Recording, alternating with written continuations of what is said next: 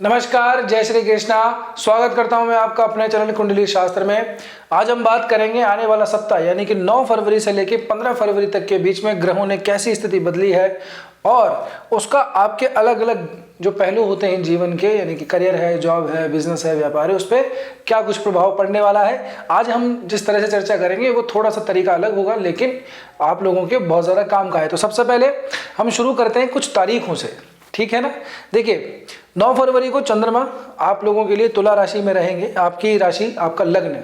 देखिए, अगर आप लग्न से देख रहे हैं तो भी कोई दिक्कत नहीं है, राशि से देख रहे हैं कोई दिक्कत नहीं है। लग्न का मतलब जब आप अपनी पत्रिका खोलेंगे तो जो टॉप सेंटर के अंदर ऊपर से राशि आती है, ये 1 नंबर अगर लिखा हुआ है, इसका मतलब आपका असेंडेंट जो है एरीज यानी कि मेष का बनता है।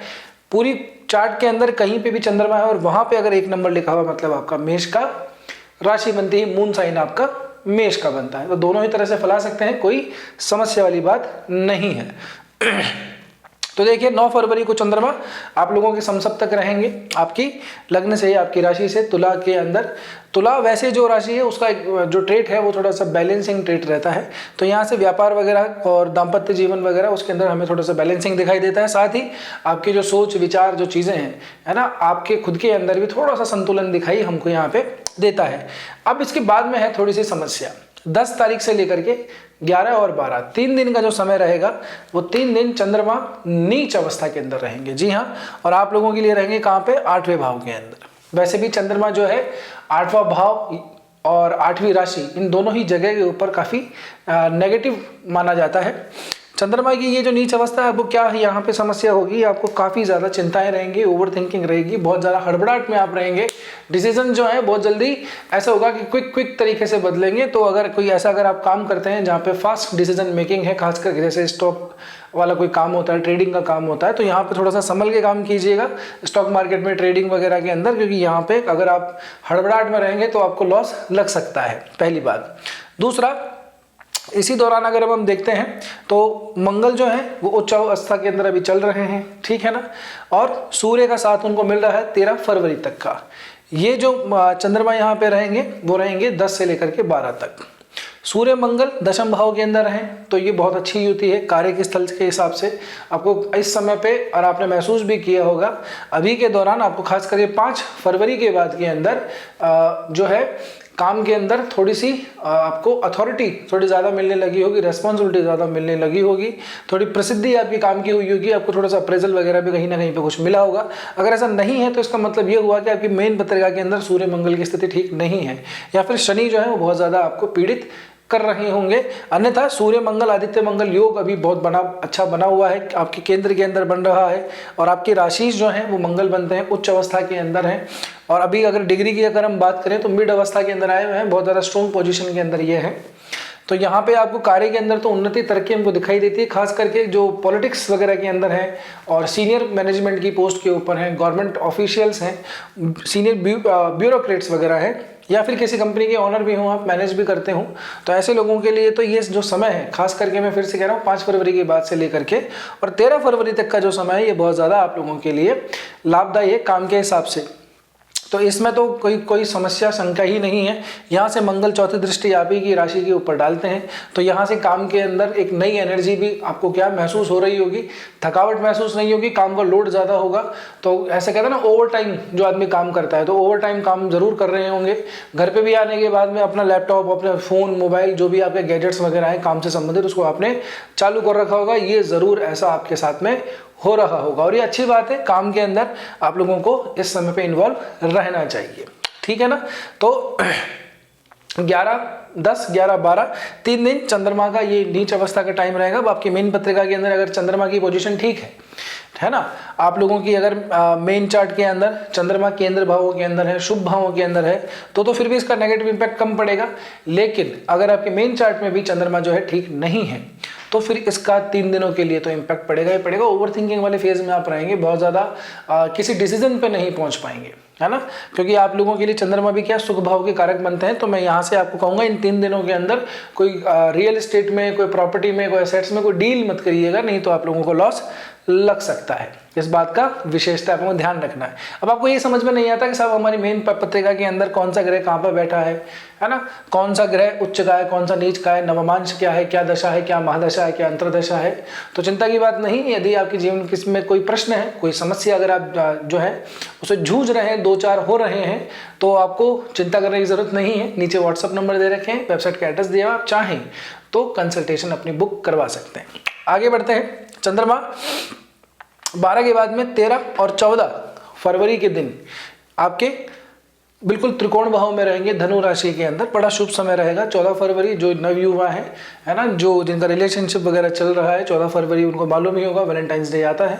बहुत शुभ दिन है, अच्छा दिन है। तो अपने इसको समय को अच्छे तरीके से आगे बढ़ाइएगा। अगर किसी को अपनी मन की बात अगर आपको कहनी है तो बिल्कुल कह सकते हैं। भाग्य भाव के अंदर चंद्रमा गोचर करेगा, तो भाग्य के अंदर थोड़ी सी उन्नति भी हमको यहाँ से दिखाई देती है। इसका स्वामी भी यहीं पर दृष्टि डालता है, सीधा सीधा गुरु महाराज। तो कोई समस्या वाली बात यहाँ पे हमको दिखाई नहीं देती है। आगे लास्ट दिन आता है 15 फरवरी का, तब सूर्य मंगल और जो चंद्रमा है ये एक साथ युति कर लेंगे। यहाँ से अगले 3 दिन तक रहेंगे। 15 फरवरी बहुत स्पेशल दिन है, आप सबको पता होगा, नहीं होगा तो मैं बता दूं, महाशिवरात्रि का दिन है।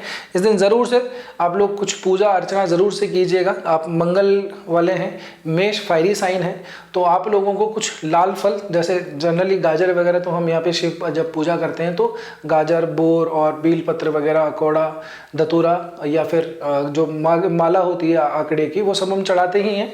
लेकिन आप लोगों को कुछ एक्स्ट्रा अगर काम करना हो तो आप कर सकते हैं, कोई यहाँ पे समस्या नहीं है। मतलब लाल फूल, लाल फल ये भी आप अगर अर्पित करें शिव जी को, साथ साथ में माता पार्वती को भी इसको ये करना बिल्कुल ना भूलें। शिवरात्रि के दिन दोनों की ही पूजा आपको करनी है, शिव जी के साथ में माता पार्वती की ही पूजा करनी है आप लोगों को, दोनों के लिए ही दिन आता है। तो इस दिन अगर आपकी इच्छा हो तो उपवास करिए, नहीं है अगर आपकी कोई ऐसे परंपरा में नहीं है तो भी कोई समस्या नहीं है, लेकिन आप ज़रूर से मंदिर जाइएगा, 1 लोटा जल और कुछ आप जो है पूजा अवश्य जरूर करिएगा। और इस दिन अगर आप साधना करते हैं, शिव का पंचाक्षरी मंत्र जाप करते हैं, षडाक्षरी मंत्र का जाप करते हैं, और कुछ नहीं तो शिव की स्तुति गाते हैं, शिव चालीसा गाते हैं, सिर्फ और कुछ भी नहीं आता तो सिर्फ ओम का ध्यान करते हैं, ओम का भजन करते हैं, ओम का जाप करते हैं, तो भी आप लोगों के लिए बहुत ज़्यादा शुभदायी होने वाला है। ये जो उपाय है, रेमेडी जो मैंने आपको अभी ही बता दी है, ये आपको ज़रूर से करना। और शिवरात्रि का क्यों इंतजार करना, अभी से ही कर लीजिए, बहुत ही बढ़िया रहेगा। ठीक है ना। अब हम थोड़ा सा आगे बात करते हैं। देखिए क्या होगा, 13 फरवरी को सूर्य महाराज जो हैं वो गोचर कर जाएंगे। कहाँ पे करेंगे, ये करेंगे कुंभ राशि के अंदर। ऑलरेडी कुंभ राशि के अंदर अभी राहु के साथ में बुध और शुक्र युति बना के बैठे हैं, त्रिग्रही योग बना हुआ है, लाभ भाव के अंदर बना हुआ है। तो यहाँ से हमें ये दिखाई देता है कि यहाँ से आपको प्रॉफिट तो मिल रहा है, लेकिन सीधे तरीके से, सीधे रास्ते से नहीं आ रहा होगा। आपको सामने वाले को अपनी बातों में लेना होगा, क्लाइंट से 1 to 1 बात करनी होगी। कहता ना एक बोतल में उतारना, तो बोतल में उतारने का भी आपका समय चल रहा है। और आपने अभी, क्योंकि 5 फरवरी के बाद में ये योग बना था, तो अभी तक तो आपने कहीं ना कहीं इसका प्रॉफिट भी उठा ही लिया होगा। केतु और राहु ये दोनों वर्गोत्तम ही चल रहे हैं। नवमांश में भी देखेंगे तो सेम यही कंडीशन है, सिंह और कुंभ के अंदर राहु केतु की, तो ये दोनों वर्गोत्तम ही चल रहे हैं। अब होगा क्या, 13 फरवरी से लेकर के 15 फरवरी के बीच में नवमांश में जब हम चेक करेंगे तो सूर्य हैं वो तुला में यानी कि नीच के हो जाएंगे। ठीक है ना। तो सूर्य यहाँ पे कुछ दिनों के लिए 13, 14, 15 इन 3 दिनों के लिए पीड़ित रहेंगे।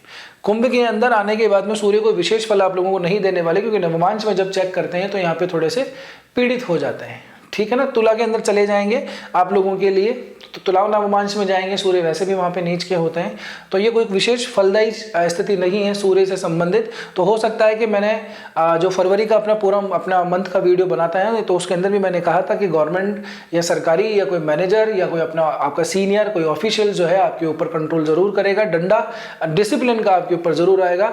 तो जो लोग व्यापार चलाते हैं खुद का, वो अपने गवर्नमेंट के जो डॉक्यूमेंट्स वगैरह होते हैं उनको थोड़ा सा कंप्लीट कर लीजिए। ठीक है ना। अगर कोई कमी वैसी रह रही हो डॉक्यूमेंट्स में, कागजों के अंदर, तो उसको जरूर से पूरा कर लीजिएगा।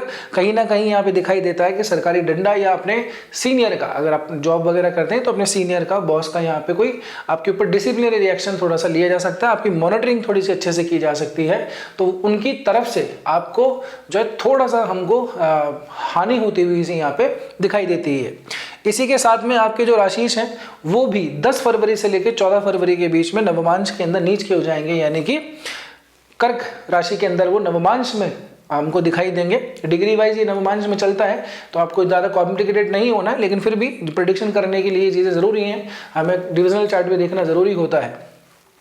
तो मंगल जो है 10 से लेकर के 14 फरवरी के बीच में ये भी नीच के रहेंगे। तो अब यहाँ से अगर आप देखेंगे तो 13, 14, 15 सूर्य नीच के हैं और 10 से लेकर 14 तक जो है मंगल नीच के हैं। शुरुआत के अंदर अगर हम देखते हैं तो 10, 11, 12 इन 3 दिनों के लिए चंद्रमा यहाँ पे नीच के हो रखे हैं नवमांश में। तो अलग अलग सेक्शन से अलग अलग चीज़ें हम देख सकते हैं। मंगल का नीच का होना आपको ऐसा दिखाता है कि आप थोड़ा सा अग्रेशन के अंदर थोड़ा ज़्यादा आ जाएंगे, अपनी जो है एनर्जी को गलत जगह पर डाइवर्ट कर सकते हैं, काम के लिए जाएंगे, उस काम के चक्कर में ऐसी ऐसी जगह पे उलझ जाएंगे कि आपका काम पूरा नहीं होगा और बहुत सारी चीज़ें दिक्कत कर जाएंगी।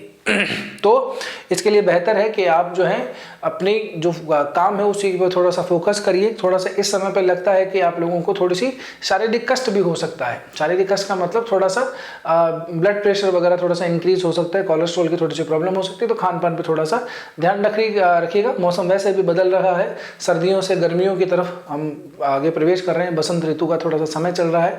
तो इस समय पे कई तरह की चीज़ें होती है, तो स्वास्थ्य का स्पेशली आप लोगों को यहाँ पे ध्यान रखना है। अपने नर्वस सिस्टम का स्पेशली इस पे आप लोगों को ध्यान रखना चाहिए। शनि भी जो है सिंह नवमांश के अंदर अभी चल रहे हैं, आप लोगों के लिए 12वें भाव में गोचर कर रहे हैं। यहाँ से देखेंगे तो आपके आय और आप उसके लाभ भाव के ये स्वामी बनते हैं। नवमांश के अंदर ही सिंह राशि में रहेंगे, बड़ी अजीब स्थिति है। सूर्य जो है वो तुला के अंदर नवमांश में जाएंगे तो नीच क्यों जाएंगे। शनि भी अपने शत्रु क्षेत्र के अंदर भी नवमांश में चल रहे हैं, केतु के साथ में कॉम्बिनेशन बना के ये बैठे हुए हैं। तो यहाँ से भी आप लोगों को मैं आपको एक सलाह दूं कि प्रेम प्रसंग जो है उसमें उसके अंदर बहुत ज़्यादा आप लोगों को इंट्यूटिवली इमोशनली बहुत ज़्यादा अंदर नहीं घुसना है। बहुत ज़्यादा घुसेंगे तो अब क्या है कि उसमें आप ऐसी ऐसी बातें ऐसी ऐसी चीज़ों को रिवील करने लग जाएंगे जो हो सकता है कि आपको बाद में कष्ट दे जाए, ठीक है ना। और सामने वाला उस बात को उस तरीके से ना समझे। अगर आप इंट्रोवर्ट टाइप के पर्सन हैं तो सामने वाला बिल्कुल कंफर्म हो सकता है कि आपकी बात को ना समझे, फिर आपको ये फील होगा कि यार मेरी बात समझ नहीं रहे, अंडरस्टैंडिंग नहीं, रिलेशनशिप के अंदर थोड़ी सी खटास यहाँ पे आ सकती है। तो इस बात का स्पेशली आप लोग ध्यान रखिएगा। व्यापार के हिसाब से अगर मैं बात करूँ तो बहुत बढ़िया समय है, बहुत अच्छी पोजीशन है। सप्तमेश जाकर के बुध के साथ में 11वें भाव के अंदर बैठा है, राहु भी यहाँ पे है। तो मैंने आपको पहले भी कहा है, अभी भी कह रहा हूँ, इस समय पे क्या होगा कि आपके साथ में नई नई चीज़ें घटित होंगी। अलग अलग सेक्शन से अलग अलग जगह से आपको पैसा आना शुरू होगा। आपकी मेन पत्रिका के अंदर बशर्त बात यह है कि शुक्र की पोजीशन ठीक होनी चाहिए। अगर वो नीच में है या नीच नवमांश में है, उसकी दशा अंतरदशा भी साथ साथ में चल रही है, तो यहाँ पे थोड़ा सा आपको नुकसान भी लग सकता है, ठीक है ना। तो इन चीज़ों को चेक करने के बाद में ही कोई आगे आप स्टेप उठा लीजिएगा। क्योंकि मैं हर बार अपने वीडियो में कहता हूँ कि किसी व्यक्ति की पत्रिका देखने के लिए हमें उसकी जो है सारी कुछ चीज़ें देखनी पड़ती है, दशा अंतरदशा महादशा नवमांश दशमांश, बहुत सारी चीज़ों का कैलकुलेशन लगा के फिर हम कोई सटीक बात कर सकते हैं। तो यदि आप भी दिखाना चाहते हैं तो नीचे आपके पास में ऑप्शन दिए हुए हैं। बहरहाल पर सामान्य रूप से ये जो युति है आप लोगों के लिए प्रॉफिटेबल ही रहने वाली है। व्यापार के अंदर कोई पार्टनर वगैरह लेने हो तो आप ज़रूर से आप उनको इन्वॉल्व कर सकते हैं, काम धंधे को आगे बढ़ा सकते हैं, ठीक है ना। रही बात प्रॉपर्टी एसेट्स की, तो मैंने दिन तारीख बताई आपको, इस समय पे थोड़ा सा बचेगा, उसके बाद में समय ठीक है, कोई दिक्कत वाली बात नहीं है। मंगल उच्च के चल रहे हैं, बीच बीच में ऐसा होता है नवमांश के अंदर जब हम देखते हैं तो ये नीच नवमांश के अंदर अभी 3 दिनों के लिए जाएंगे, क्षमा कीजिएगा 5 दिनों के लिए जाएंगे, 10 से लेकर के और 14 फरवरी के बीच में। तो ये जो सप्ताह है मंगल यहाँ तो उच्च के हो रहे हैं लेकिन नवमांश में नीच के हो रहे हैं। जिस तरह से नीच भंग होता है उस तरह से उच्च भंग भी क्या होता है, ये भी एक प्रश्न ज्योतिष समाज में बैठा हुआ है। लेकिन हाँ, जब इस तरह की स्थिति बनती है तो वो ग्रह अपनी उच्चता के फल तो कम से कम नहीं देता, ठीक है ना। तो ये चीज़ें हैं, रिलेशनशिप का मैंने आपको बता ही दिया। अब आगे तक पहुंचे हैं तो उम्मीद करता हूँ वीडियो ठीक ही लगा होगा। वीडियो अगर आपको ठीक लगा है तो लाइक भी आपने कर ही दिया होगा। एक चीज़ आपको मैं ज़रूर आपसे प्रार्थना करूंगा कि जब आप कमेंट में जाएंगे तो वहाँ पे उसको स्वाइप कर दीजिएगा, वहाँ पे एक हाइप का ऑप्शन आएगा, तो वीडियो को हाइप कृपया करके ज़रूर से कर दीजिएगा। नए हो तो चैनल को सब्सक्राइब कर लीजिए। आज के वीडियो में इतना ही, मिलते हैं अगले वीडियो में। तब तक के लिए स्वस्थ रहिए, मस्त रहिए, अपना और अपनों का ध्यान रखिए। जय श्री कृष्णा, जय श्री राम।